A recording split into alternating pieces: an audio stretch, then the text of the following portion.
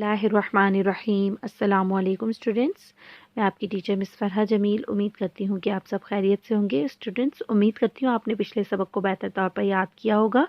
अपनी नाज़ा कुरान की किताब निकालें, कुरान पढ़ें आसान तजवीद के साथ। और बच्चों, सफ़ा नंबर 39 यानी 39 निकाल लीजिए। बच्चों, सफ़ा नंबर 39 पर आज का दिन और तारीख लिख लीजिए। 20 जनवरी 2021 और बुध का दिन है आज। बच्चों, आज हम सबक 15 पढ़ेंगे, सबक नंबर 15 यानी हमज़ा साकिन। हमज़ा साकिन आज हम पढ़ेंगे। और बच्चों देखेंगे कि हमज़ा की पहचान क्या है। और हमज़ा एक शरारती हर्फ है और जो बाकी हुरूफ पर भी आ जाता है, उसके बारे में भी आज हम पढ़ेंगे। लेकिन उससे पहले बच्चों, मैं आपको एक कायदा बताना चाहूँगी, यानी एक कानून बताना चाहूँगी कि हमज़ा साकिन हो तो फिर क्या किया जाता है। बच्चों, जब हमज़ा साकिन हो यानी हमज़ा के ऊपर जज़म हो, तो जज़म यानी कि ये छोटी दाल की तरह का एक जज़म का निशान, सुकून की अलामत जिसे कहते हैं, अगर ये सुकून की अलामत, जज़म की अलामत हमज़ा साकिन हो, हमज़ा के ऊपर जब ये हो, ये निशान हो, तो फिर हमज़ा को झटका देकर पढ़ा जाता है। लेकिन बच्चों, अब यहाँ पर एक और बात सीखने की है कि हमज़ा किन किन शक्लों में आता है। एक तो बच्चों, हमज़ा की शक्ल ये होती है, इस तरह से हमज़ा दिखता है। लेकिन बच्चों, क्या आपको पता है कि अलिफ भी हमज़ा बन सकता है? वो किस तरह से? बच्चों, जब अलिफ के ऊपर ज़बर हो, अलिफ के नीचे ज़ेर हो, अलिफ के ऊपर पेश हो, या फिर अलिफ पर दो ज़बर, अलिफ के नीचे दो ज़ेर, या अलिफ के ऊपर दो पेश हों, या फिर खड़ी ज़बर खड़ी ज़ेर उल्टा पेश हो, या फिर जज़म यानी सुकून की अलामत हो, तो फिर वो अलिफ नहीं रहता बल्कि वो हमज़ा बन जाता है। तो बच्चों, हम ये कह सकते हैं कि जब अलिफ हरकत से पाक होगा, अलिफ के ऊपर कोई हरकत नहीं होगी, ऊपर या नीचे कोई हरकत नहीं होगी, तो वो अलिफ ही रहेगा। और जैसे ही अलिफ के ऊपर कोई भी हरकत आ जाती है, चाहे वो ज़बर ज़ेर पेश हो, तनवीन हो, या फिर खड़ी ज़बर खड़ी ज़ेर उल्टा पेश हो, या कोई जज़म हो या साकिन हो, तो वो अलिफ नहीं रहता, फिर वो हमज़ा बन जाता है। तो ये भी हमज़ा की एक किस्म है। इस तरह बच्चों, अलिफ के ऊपर भी अगर इस तरह से अलिफ के ऊपर साकिन आ गया, तो फिर ये हमज़ा ही बनेगा, हमज़ा ही रहेगा।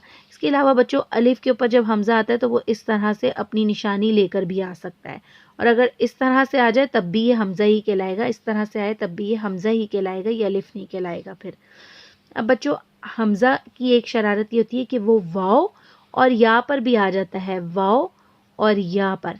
लेकिन बच्चों, जब वाव और या पर हमज़ा आता है तो फिर बच्चों इसके ऊपर हमज़ा की निशानी होती है। वाव और या पर जब हमज़ा आएगा तो फिर आपको कैसे पता चलेगा? वो इस तरह से पता चलेगा, जब वाव और या पर हमज़ा आता है तो फिर उसके ऊपर हमज़ा की इस तरह से हमज़ा की निशानी होती है, तो आपको पता चल जाता है कि ये हमज़ा है, ये वाव और या नहीं, अब ये हमज़ा है।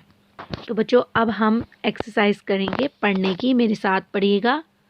ब सा, बि सा। अब ये जो रेड कलर से लिखा हुआ है, ये तमाम का तमाम हमज़ा है। ब सा झटका देकर पढ़ेंगे, क्योंकि क्या कहा गया कि जब हमज़ा पर जज़म यानी सुकून की अलामत आएगी, हमज़ा साकिन होगा, तो उसे झटका देकर पढ़ेंगे। बि सा, जिता, तो मिनू, यु मिनू, नो मिनू, या मुरू, युता, शिता, ला तअखुज़, नाती, वअमुर। तो बच्चों, मेरे साथ फिर से दोहराइए।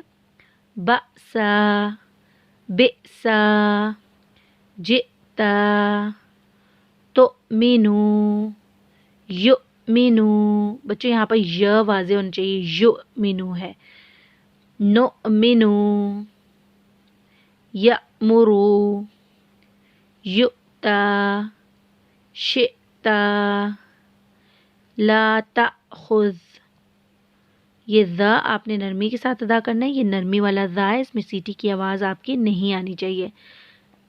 ला तअखुज़, नाती, वअमुर, वअमुर। تو بچوں آپ نے اب اسی طرح سے بار بار اسے پڑھنا ہے. حمزہ ساکن کے حروف کو الفاظ کو آپ نے بار بار پڑھنا ہے اور جہاں پر حمزہ ساکن ہوگا وہاں آپ نے جھٹکا دینا ہے. حمزہ کی آواز کو جھٹکا دے کر پڑھنا ہے. تو بچوں یہ آپ نے بار بار اس کی پریکٹس کرنی ہے تاکہ آپ کو بہتر طور پر پڑھنا آ جائے. اپنا بہت خیال رکھیے گا. اللہ حافظ.